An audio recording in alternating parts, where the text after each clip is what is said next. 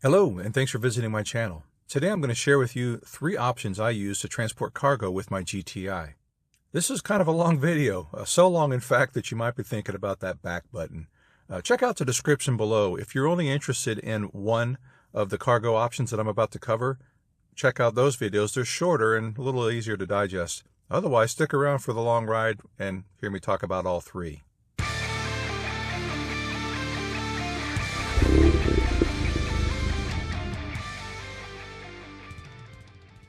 I've come to appreciate the efficiency of owning small cars. Only once have I owned an SUV, and that was way back in the 90s. They're never a pickup truck, although I have drooled over one or two in the past. I sometimes still long to explore trails and things like that. But for the most part, small cars do it for me. I like their economy, their handling, they're comfortable, and I've always been a small car guy. But fast forward to 1999 when my wife and I were transferring across the country, and we decided we were going to make a 6,300 mile tour out of the transfer, and we're traveling with 2 cats and a turtle, and we needed everybody to be comfortable. So my 98 Jetta TDI at the time already had a trailer hitch on it, and so plugging in a hitch-mounted cargo carrier seemed like a no-brainer.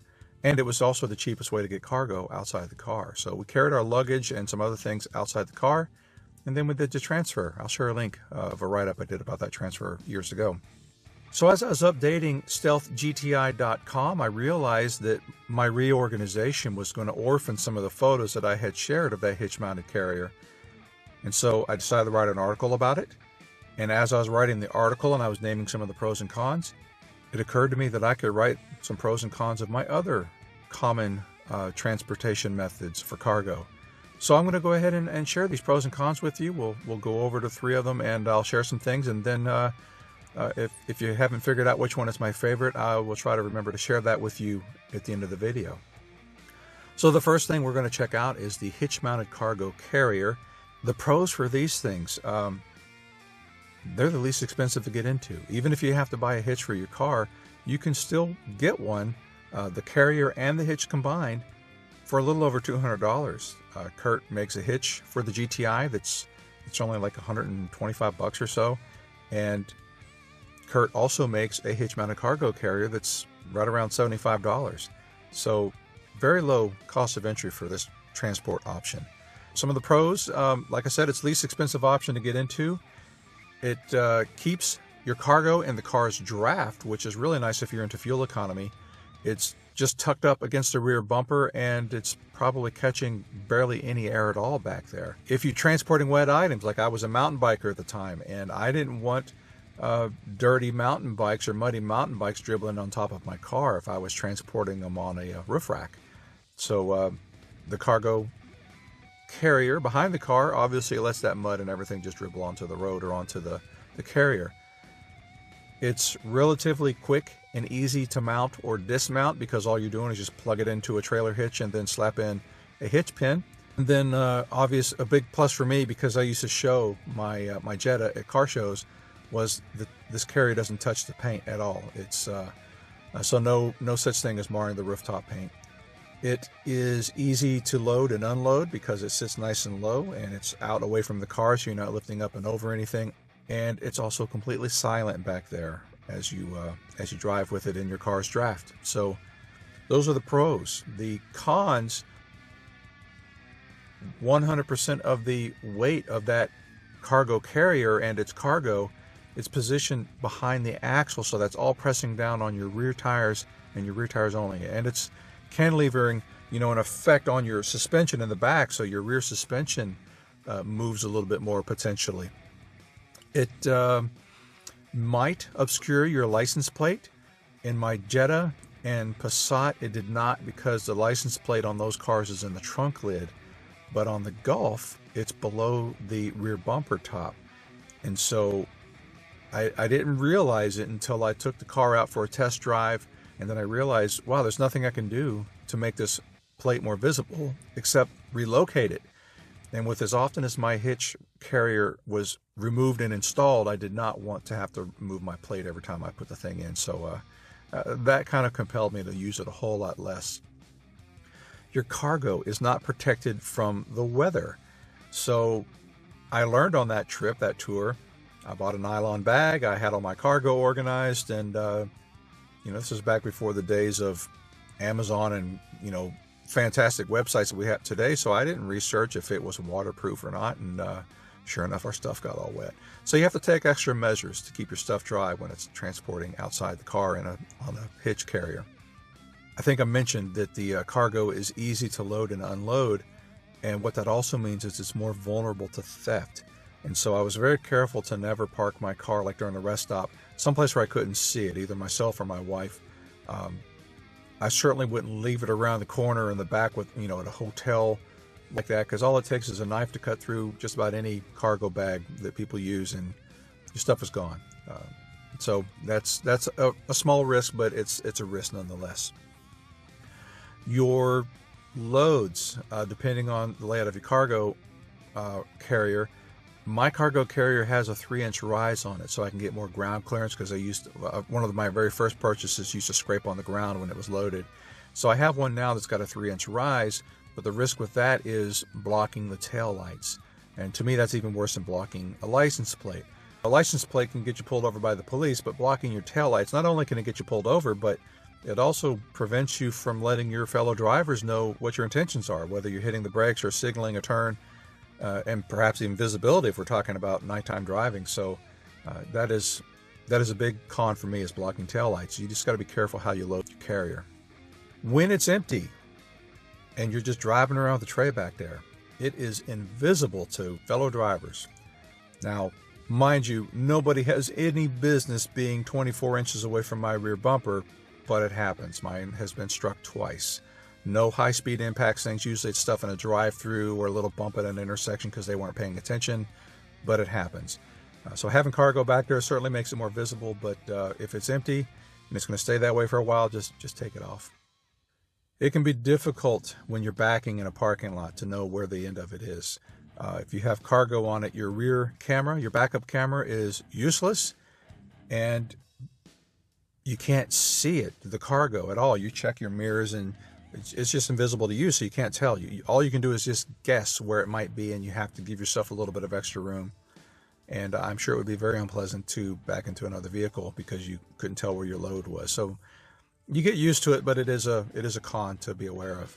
Some random information about the cargo carrier, it's neither a pro or con, it's just a fact of life, is their weight capacity.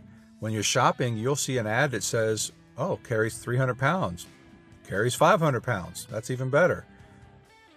But the reality of it is it's your car that's the limitation, and not even the hitch, because if you're putting it on a passenger car, then the hitch capacity is going to be stated as 200-pound tongue, 2,000-pound trailer, or if you've got a Class 2 hitch, then 350-pound tongue, 3,500-pound trailer. But the manufacturer of your car is the one who determines what it can carry or pull. And on a Volkswagen, say a passenger car, that's 175 pounds on the tongue. And of that 175 pounds, that includes the carrier itself, which might weigh 40 pounds or even more, and then whatever cargo you're putting back there. And to make matters worse is the tongue capacity stated by the hitch or the manufacturer is referring to putting your tongue, your trailer, on the hitch ball, pressing straight down on it like this. But when you have a cargo carrier and you plug it into your receiver, it's cantilevering the weight like this. It's a different type of force. So I think it'd be prudent to not exceed about 100 pounds of cargo back there on that hitch. I, not knowing any better, loaded 200 pounds during the 6,300 mile tour, and it was painful. I dragged in intersections a lot, intersections and driveways, and I just didn't know any better at the time. But now I think 100 pounds is it should be the limit. It's a smart way to do business. The next option is rooftop cargo boxes. And these have the potential to be among the most expensive of transport options. You can get into a cargo box if you got a cheap rack and a cheap box. You can probably get into it for about $500, maybe a little more than $500. But I went with an aerodynamic rack from Rhino Rack, which was more expensive than a cheap rack. And I went with a pretty sleek rooftop box by Yakima. And so my combination was nearly $1,200. They do carry more cargo than, say, a hitch-mounted carrier, and that of course depends on which box you choose, but the bag on my hitch-mounted carrier was 9 cubic feet and it would expand to 11. Well, cargo boxes start at 11 cubic feet, so they're already going to be bigger. And you can go all the way up to, I think, 21 cubic feet is the biggest one I've ever heard of. So you have the capacity, not weight capacity, that's where I'm talking about volume. Your cargo is also secured against theft because it's hard-sided and it locks. Now, obviously, any good thief with enough time, tools, and privacy can take whatever they want, but for the most part, it's more protected against casual theft. The cargo box also tends to distribute the weight of the load over the car better. Remember, I mentioned on the cargo carrier that weight is focused on the rear tires, but cargo box, it's all centered on the roof, and so that weight is pressing down on the 3 or 6 pillars, A, B, and C pillars, and then of course distributed onto the tires, and so the weight is distributed better. Your box is weatherproof, I should say weather resistant, because mine used to leak until I fixed it, but it's at least weather resistant, and it'll tend to keep your stuff dry. It's so far better than a cargo carrier will. Your parking footprint remains the same. You don't have to worry about an obscured camera or maneuvering in a parking lot or anything like that. Everything is up out of your line of sight. I can't even see mine unless I duck forward and look up at it. And so, yeah, that's a good thing. Now the cons, there are some cons with the cargo box. One of them, I think probably a big one, being storing it when it's not on your car.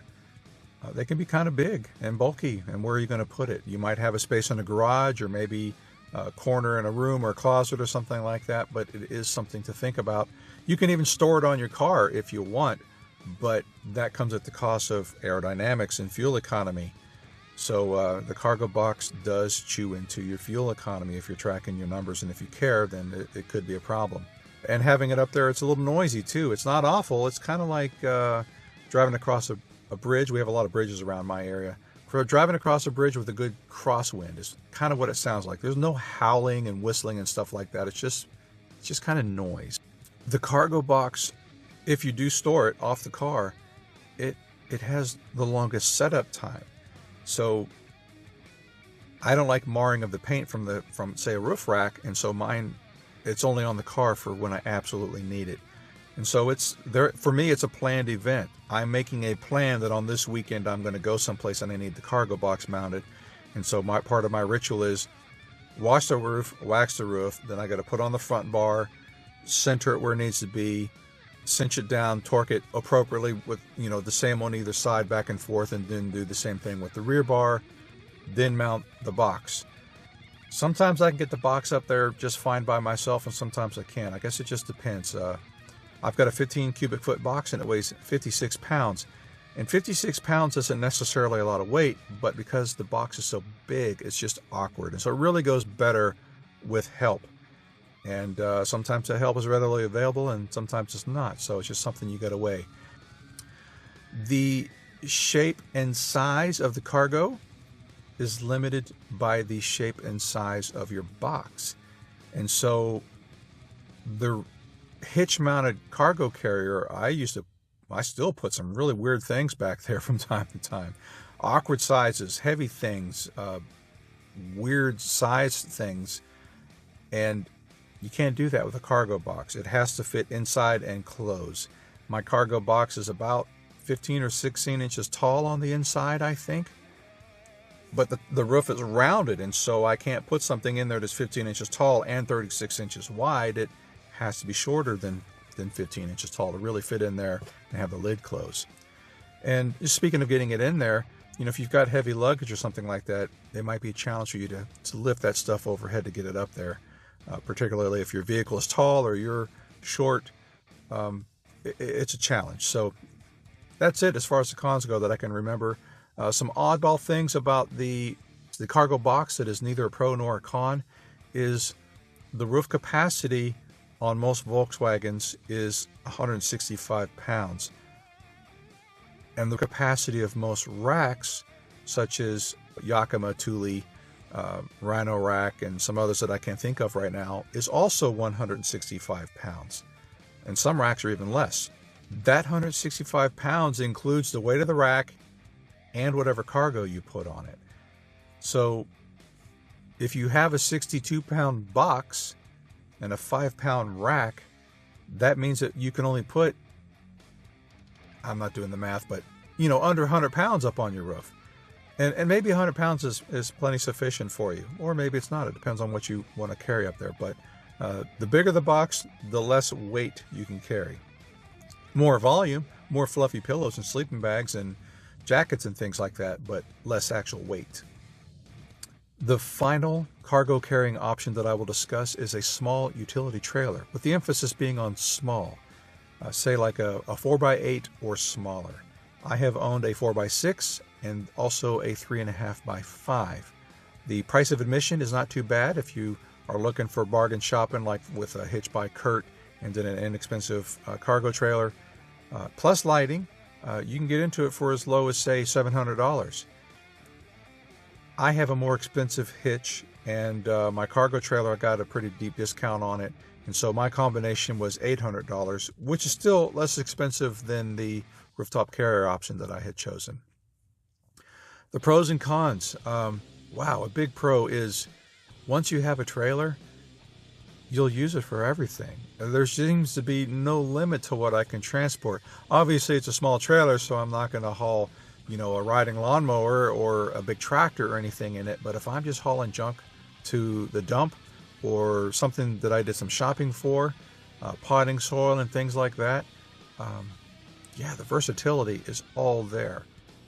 And it's very fast to hook up. Lately, I've been doing work on my house, and so my hitch receiver and ball are permanently mounted. It's on the car right now. I do take them off, but right now I'm doing a lot of work. And so if I want to run the lows real fast and pick something up, I can have a trailer mounted, locked down, and the lights tested and rolling out of the driveway in about 2 minutes. And that's not an exaggeration. It's super fast and easy. You can carry bulky items in it that won't fit in a cargo box or on a hitch-mounted cargo carrier, and so that's always a good thing. It is silent most of the time, and by the times that it's not silent would be like if I'm going over a speed bump or if I hit a pothole or something, that when the trailer bounces or hits a jolt like that, that jolt is transmitted through the hitch, and therefore I hear it here in the car. And it's not terrible. If I'm on a smooth road or on the highway or something, it doesn't make a sound. It's like it's not even there. It has the highest capacity of them all. Both the cargo carrier and the rooftop box, I was telling you can only put about 100 pounds on each of those items. And then you're limited in the shape and size. But with a trailer, the trailer's allowed to carry 1,700 pounds. I wouldn't tow that, and I'll tell you why here in a minute. But let's say you need to move 1,000 pounds, piece of cake. So can't do that with the other two options. I had mentioned earlier how with a hitch-mounted cargo rack, all of that weight is being cantilevered against your back tires and suspension, giving it a workout potentially. But with a trailer, 90% of its weight is being carried by dedicated axle, springs, and tires, and so that just doesn't even make it onto your car. So if I'm pulling 1,000 pounds, only 100 pounds of it is on the back of the car, which is kind of like putting 100 pounds in the trunk. It's nothing. So it takes a lot of wear and tear off my car. Sure, it's pulling around an extra 300 pounds for the weight of the trailer, but that just really doesn't amount to very much. It's like having a couple of friends in the car with you, I suppose. The trailer also offers the widest variety of load possibilities. I should have really stuck that together with the highest capacity, highest weight, all the other stuff. I can't get over how versatile it is to have a trailer at your immediate disposal.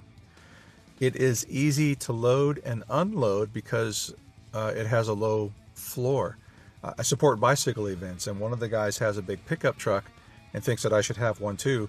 But when I watch him unload things from his truck, that pickup truck bed is 3.5 feet up from the ground, and he's got to crawl up over his big bumpers and stuff to get in and out of the back of it to reach something. I just walk around the trailer and pick it up, and I'm done. It's very easy to load and unload.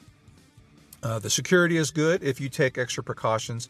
I've built a box for mine, and if I wanted to, I could screw the lid shut. I could make the box very secure. Again, enough time, privacy, and tools. Anything can be stolen, but by having a box back there, I'm concealing my load, and so most people don't even know if there's anything in it that's worth stealing, much less taking the time to open it up and steal whatever's inside. And obviously a trailer hitch, because it's sitting on the ball, nothing's touching my paint or scratching the car. So it's been a good move. No damage to the car whatsoever. The cons. A trailer has the longest list of cons because it's a vehicle and it has its own needs. For example, the hubs. You've got to do annual maintenance on the hubs if you're being a responsible owner anyhow. You can let it drag on for a few years, but then you might be replacing hubs instead of repacking them. So I pack the hubs every spring or every fall. It just depends on what I feel like. Paint, upkeep. Inexpensive trailers at our price point almost always have rust on them straight off the parking lot when you buy them. And so you just have to go home and knock that off with a wire brush and then hit it with some spray paint. Not a big deal.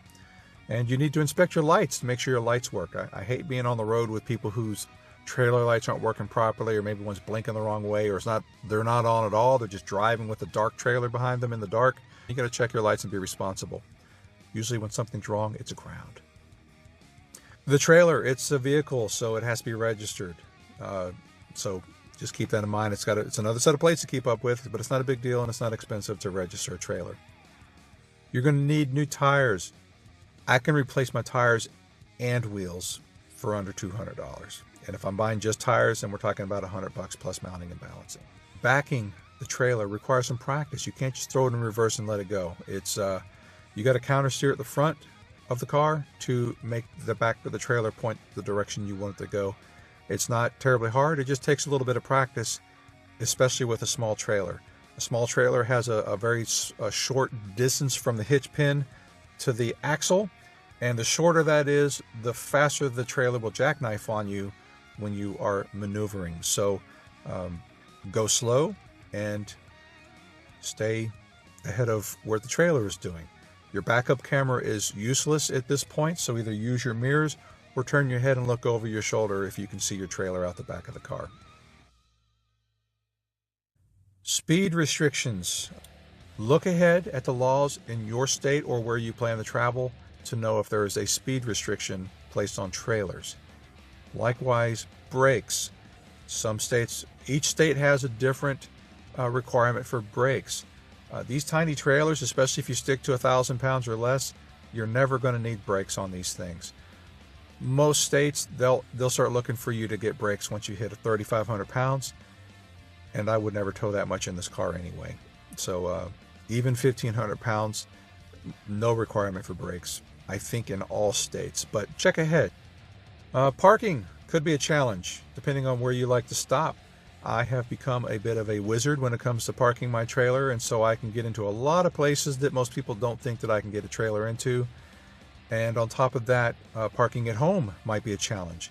Maybe you live in an apartment complex or have a homeowners association that doesn't allow trailers in your driveway or in front of your house. So storage could be a bit of a concern. Just think ahead about that before you make a purchase. And the final con is out here in the east, we have a lot of toll roads. And if you're accustomed to just blowing through a toll booth with an easy pass and paying the lowest fee, which is for 2 axles, just know that with a trailer, now you are 3. And so your toll rate is going to go up. More axles equals more toll. So keep that in mind when you're planning your routes, or don't be shocked when the bill comes and you're like, wow, that was really expensive. Some random info about trailers. It's neither a pro or a con.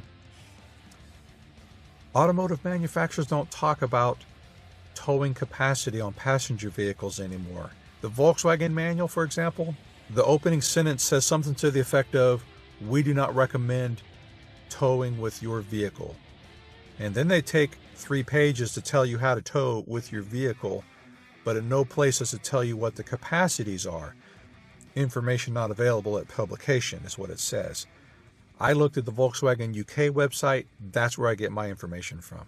So 175 pounds on the tongue and up to 1,400 pounds without trailer brakes.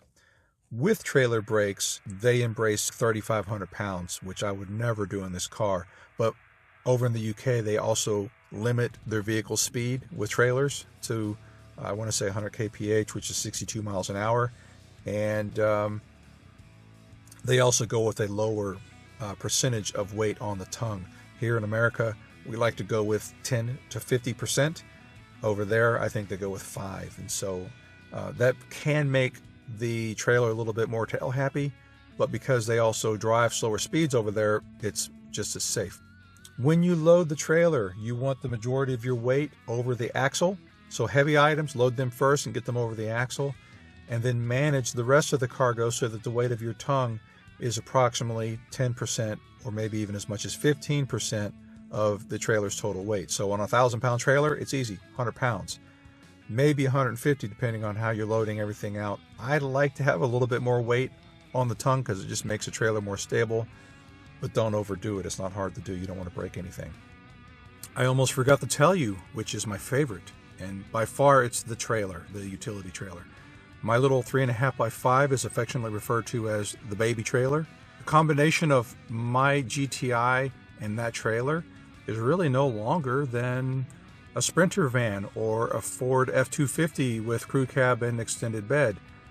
Any of those are around 22 to 23 feet, and that's about where I am. And so maneuvering in and out of traffic is not that hard.